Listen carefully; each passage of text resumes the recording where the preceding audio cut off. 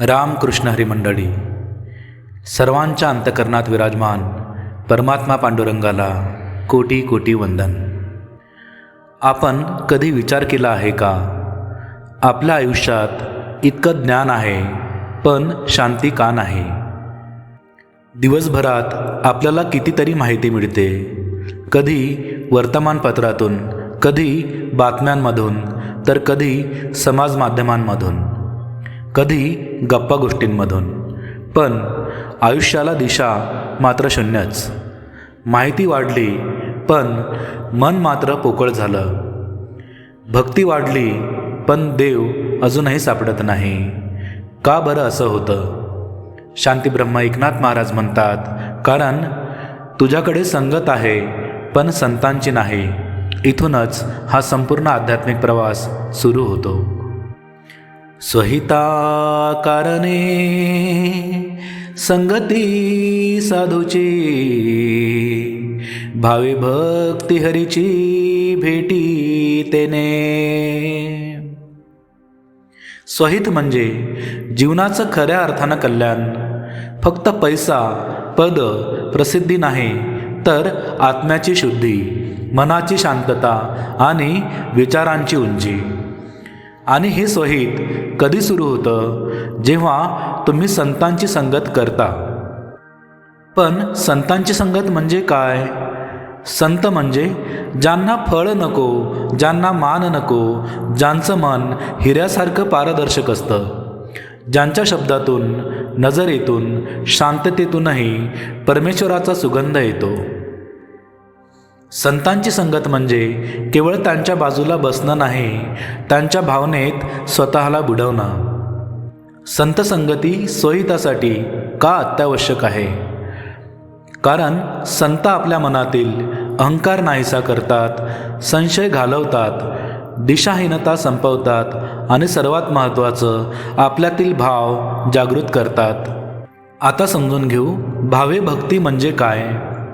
भक्ती म्हणजे मुखाने हरिनाम घेत आपल्या भावना ईश्वरचरणी समर्पित करणं. भाव म्हणजे मनाची पूर्ण उपस्थिती. बाहेरच्या जगातून पूर्णपणे लक्ष काढून एका क्षणासाठी देवाकडे एकाग्र होणं. जेव्हा भक्ती या भावे होते तेव्हा ती भेट म्हणजे देवाचा अनुभव आपोआप येतो. देव भेटत नाही म्हणजे देव दूर आहे असे नाही. देव भेटत नाही कारण आपलं मन अजून शुद्ध नाही. कधी अनुभवलं आहे का तुम्ही की एका चांगल्या माणसाजवळ बसलं तरी मन शांत होतं आणि एका चुकीच्या माणसाजवळ बसलं तर मन अशांत होतं? हीच संत संगतीची शक्ती आहे, माणसाकडून देवापर्यंत नेणारा पूल. हरी तेथे संत, संत तेथे हरी, ऐसे वेदचारी बोलताती. येथे महाराज आपल्याला एका अतिशय मोठ्या सत्याजवळ नेतात. वेद स्वतः सांगतात, संत आणि हरी यांच्यात फरक नाही. हे शब्द फक्त काव्य नाहीत, ते अत्यंत खोल आध्यात्मिक वास्तव आहेत. संत म्हणजे कोण? संत म्हणजे ज्यांचं मन पूर्णपणे निर्मळ आहे, भावना पूर्णपणे शुद्ध आहेत, देहाशी नव्हे तर आत्म्याशी ओळख जोडलेली आहे, जे स्वतः देवत्वाचा अनुभव घेतात आणि त्या अनुभवाचं रूप इतरांना देतात. मग संत आणि हरी एकच का म्हणतात? कारण संतांचे वर्तन, वाणी, जीवन आणि स्वभाव हे सर्व दैवी असतात. ज्यांच्यात दैवी गुण असतात त्यांच्यात देव प्रकट होतो. जिथं संत आहेत तिथं देव आपोआप असतो, कारण संत म्हणजे देवाचा सजीव अनुभव. आणि जिथं देवाचा प्रकाश आहे तिथून संतत्व स्वतः प्रकट होतं.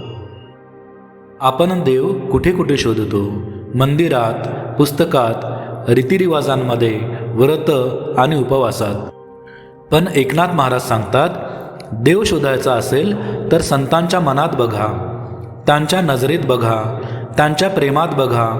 तिथेच देवाचा खरा निवास आहे. जर तुम्हाला देव शोधायचा असेल तर देव कुठे आहे हा प्रश्न सोडा आणि स्वतःला विचारा, मी कोणाच्या संगतीत आहे. तुमची संगतच तुमचा देव असते.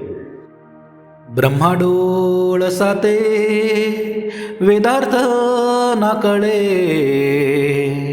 ते हे आंधळे व्यर्थ होती. ही ओवी अहंकारावर सर्वात मोठा आघात करते. महाराज म्हणतात, ब्रह्मदेवालाही वेदांचा अंतिम अर्थ पूर्ण कळला नाही. वेदांचं रहस्य अनंत आहे, ते बुद्धीने उलगडत नाही. कारण वेद हे मनाचं ज्ञान नाहीत, वेद अनुभवाचं ज्ञान आहेत. आपण आंधळे कधी बनतो? जेव्हा बाह्यपूजा करतो पण आपल्या अंतःकरणापासून दूर असतो. धार्मिकता दाखवतो पण मन निर्दयी असतं. ज्ञानी असल्याप्रमाणे बोलतो पण स्वतःच्या वृत्तीत प्रकट होत नाही. मला सर्व कळतं असा अहंकार बाळगतो. असे लोक आंधळे आहेत असं समजावं. कितीही पूजा केल्या, कितीही मंत्र म्हटले, कितीही ग्रंथ वाचले, पण मन शुद्ध नसेल तर वेदांचं ज्ञान आचरणामध्ये येणार नाही. आणि आचरण नाही झालं तर अनुभव येणार नाही, वेदांचाही आणि देवाचाही. कारण वेद स्वतः प्रकट होत नाहीत तर संतांच्या संगतीत होतात. देव समजण्यासाठी डोळे नाही, नम्रता लागते. ज्ञानासाठी बुद्धी नाही, शुद्धता लागते. आणि वेदांचा अर्थ समजण्यासाठी संतांची कृपा लागते. वेदार्थाचा गुहा कन्याभिलाष,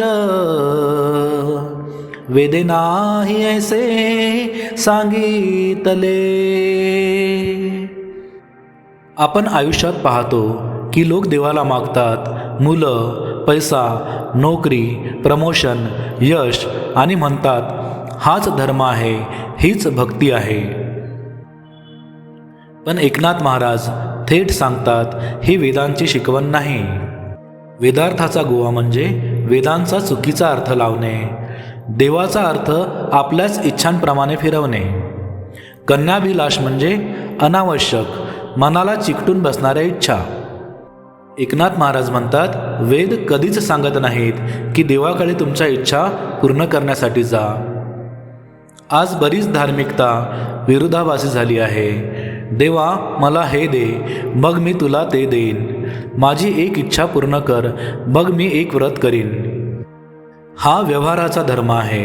वेदांचा धर्म म्हणजे विवेक, शांतता आणि आत्मिक उन्नती आहे. जिथं इच्छा संपते तिथं देव सुरू होतो. जेव्हा मन मागण्यापासून मुक्त होतं तेव्हा भक्ती शुद्ध बनते. वेदांची ही बीजाक्षरे हरी दोन्ही, एका जनार्दनी हरी बोला. प्रत्येक मंत्राच्या मागे एक ऊर्जा असते. प्रत्येक शब्दाच्या मागे एक बीज असतं. प्रत्येक साधनेच्या मागे एकच सार असतं, हरी, परमेश्वर, चैतन्य. वेद कितीही मोठे असले तरी त्यांचं बीज मात्र एकच आहे, परमात्मा. त्यांचा केंद्रबिंदू एकच आहे, हरी. म्हणजे ज्ञान कितीही वाढलं, मार्ग कितीही बदलले, परंपरा कितीही विविध असल्या तरीही आयुष्याचा मूल आधार मात्र एकच आहे, देवाशी जोडणे. म्हणून महाराज म्हणतात, एका जनार्दनी हरी बोला. एकाच परमभावात, एकाच श्रद्धेमध्ये एकाग्र व्हा. अनेक नावं, अनेक रीतिरिवाज, अनेक विचारधारा यात भटकू नका. तुमच्या हृदयातील एकाच चैतन्याशी मैत्री करा. एकनाथ महाराज म्हणतात, देवाला अनुभवायचं असेल तर मन एक, मार्ग एक, भावना शुद्ध हवी. असं केलं की देव स्वतः तुमच्यापर्यंत येतो.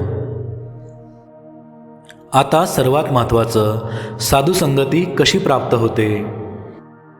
एकनाथ महाराज साधुसंगतीला मोक्षाची पहिली पायरी म्हणतात. पण आजच्या काळातील लोक संभ्रमात असतात, संत कुठे शोधावेत. महाराज म्हणतात, खरा संत शरीराने नाही तर गुणांनी ओळखला जातो. संत म्हणजे नम्रता, अहिंसा, करुणा, लोभाचा अभाव, इतरांची सेवा, वाणीतील शुद्धता, मनातील प्रकाश हे गुण जिथं दिसतात तिथे संतत्व आहे. कोणी काही विशिष्ट वस्त्र घातलं म्हणून संत होत नाही. संत म्हणजे ज्याच्या हृदयात चैतन्य असतं. साधू संगत भेटून होत नाही, अनुभवातून होते. कधीकधी एखाद्या व्यक्तीच्या शब्दाने, शांततेने, स्मितहास्याने किंवा निष्काम कृतीनेही तुमचं मन उन्नत होतं. तोच संतांचा अनुभव. साधू संगत शरीराने नसली तरी संतांचे विचार, वाणी आणि कृती या मार्गे तुमच्या आयुष्यात उतरू शकते. सर्वात कठीण पण सर्वात प्रभावी साधू संगत स्वतःच्या अंतर्मनातील संत. मनात एक आवाज असतो जो तुम्हाला खोटं बोलू देत नाही, कुणाला दुखवू देत नाही, लोभापासून वाचवतो, संयम शिकवतो, सत्याची आठवण करून देतो. हा आवाज म्हणजे तुमचा आंतरिक संत. त्याच्याशी संगत केली तर बाहेर कुणालाही शोधण्याची गरज नाही. कधी तुम्ही अनुभवलंय का की जीवनातले सर्व प्रश्न, सर्व भीती, सर्व तणाव कोणी न बोलता फक्त एका पवित्र संगतीने शांत होत जातात? हो, ही साधारण संगत नाही, ही साधू संतांच्या उपस्थितीची संगत आहे. जिथे शब्द उपचार करतात, नजर आशीर्वाद बनते आणि जवळ बसणंही तपश्चर्या मानलं जातं. हरी तेथे संत, संत तेथे हरी. एकनाथ महाराज इथे एक अत्यंत सूक्ष्म सत्य सांगतात. संतांशिवाय हरी नाही आणि हरी वाचून संत नाही. हे नेमकं काय? संत म्हणजे चालता बोलता धर्मग्रंथ. त्यांची उपस्थिती म्हणजे मूर्तीची स्पंदनं. त्यांचं वचन म्हणजे वेदांची अनुभूती आणि त्यांचा श्वास म्हणजे परमेश्वराचा आशीर्वाद. म्हणूनच संत जिथे आहेत तिथे भगवान स्वतः प्रकट होतात आणि भगवान जिथे आहेत तिथे संतांची छाया असतेच. हे नातं अत्यंत जवळचं, अभंग आणि आध्यात्मिक आहे. पण मग प्रश्न असा, अशा संतांची संगती मिळते तरी कशी? तुम्ही शोधत आहात म्हणून नाही, तुम्ही पात्र होतात म्हणून नाही, तुम्ही इच्छित होतात म्हणूनही नाही. संत संगती म्हणजे आत्म्याची पूर्वजन्मातील कमाई. संत तिथेच येतात जिथे आत्मा तयार असतो.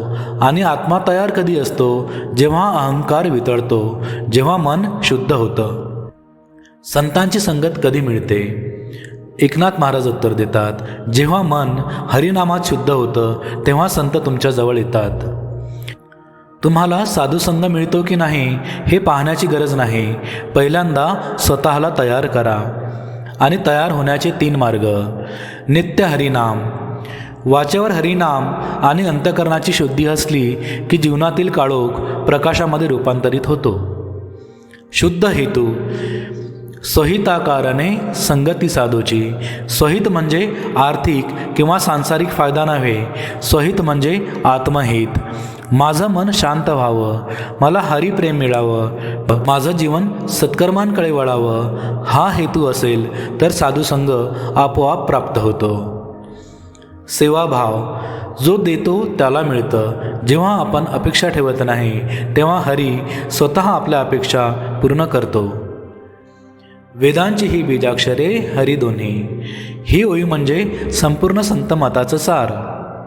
एकनाथ महाराज म्हणतात, वेदांना जे उमजलं नाही ते हरिनामानं उमगतं. वेद शब्द देतात पण संत अनुभव देतात. वेद दिशा दाखवतात, संत वाट दाखवतात. वेद सांगतात तो आहे, संत सांगतात तो इथेच आहे, अनुभवा. अनुभवाची ही बीजाक्षरे म्हणजे हरी. या 2 अक्षरात संपूर्ण सृष्टी दडलेली आहे. जर तुम्हाला शांतता हवी असेल तर संतांच्या वाटेवर या. जर तुम्हाला दिशा हवी असेल तर संतांचे वचन ऐका. जर तुम्हाला देव हवा असेल तर मन शुद्ध करा. आणि जर तुम्हाला अनुभव हवा असेल तर साधू संगतीची प्रतीक्षा करा. कारण ती मिळवायची नसते, ती योग्य क्षणी मिळते. तुम्ही आयुष्यात कितीही संकट पार केली असतील, कितीही चुकीचे निर्णय घेतले असतील, कितीही वेळा स्वतःला हरवलं असेल, पण जीवनात एक गोष्ट झाली एक संत भेटले किंवा एका संताची वाणी तुमच्या मनाला स्पर्शून गेली तर समजा तुमचं संपूर्ण जीवन बदलण्याची प्रक्रिया सुरू झाली आहे. कारण संत भेटतात तेव्हा जीवन बदलते. मानवी जीवनात 3 भेटी सर्वात महत्त्वाच्या असतात: गुरुकृपा, हरिनाम आणि संतसंग. यापैकी संतसंग सर्वात कृपादायी. कारण संत आपल्याला एकच गोष्ट शिकवतात: देव शोधू नका, स्वतःला शोधा. कारण ज्या क्षणी तुम्ही स्वतःला सापडाल त्या क्षणी देव आपोआप उभा राहतो. शांतीब्रह्म एकनाथ महाराज आपल्या ओव्यांच्या माध्यमातून आपल्याला सखोल मार्गदर्शन करतात. ते 3 टप्प्यांमध्ये आहे. संगती, जिथे आपण मी विसरतो आणि तो आठवतो. संतांची उपस्थिती ही जिवंत देवाची उपस्थिती आहे. ती अनुभवली की मन आपोआप पवित्र होतं. भक्ती, जिथे शब्द प्रार्थना बनतात, श्वास हरिनाम बनतो आणि चालनही साधना होतं. भक्ती म्हणजे व्यापार नव्हे, भक्ती म्हणजे समर्पण. अनुभूती, ही अवस्था करावी लागत नाही, ही अवस्था येते. त्या दिवशी कळतं जे आपण वेदांमध्ये शोधत होतो, जे आपण ग्रंथांमध्ये शोधत होतो, जे आपण आयुष्यभर बाहेर शोधत होतो, ते तर आपल्याच अंतर्मनामध्ये बसून होतं. संतसंग मिळाल्याचं खरं चिन्ह. मन बदलतं. लोक विचारतात, संत भेटले का हे कसं कळतं? उत्तर एकच: तुमच्यामध्ये बदल होतोय का? राग आधीपेक्षा कमी झाला का? मन शांत राहतं का? हरीचं नाव आपणहून ओठांवर येतं का? जीवनाचा अर्थ हळूहळू स्पष्ट होतोय का? अपेक्षा कमी, आभार जास्त वाटतात का?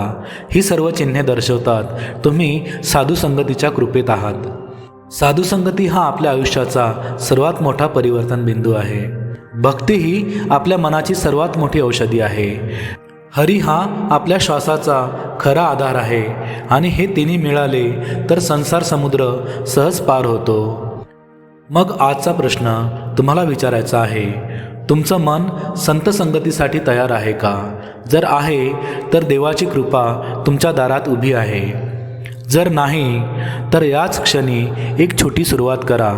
मन शांत करा, हरिनाम घ्या आणि हृदय निस्वार्थ ठेवा. बाकी सर्व काळ, कृपा आणि संत स्वतः घडवतील. कारण हरी तेथे संत, संत तेथे हरी. या वाक्यातच संपूर्ण जीवनाचं उत्तर दडलं आहे. रामकृष्ण हरी, रामकृष्ण हरी, रामकृष्ण हरी.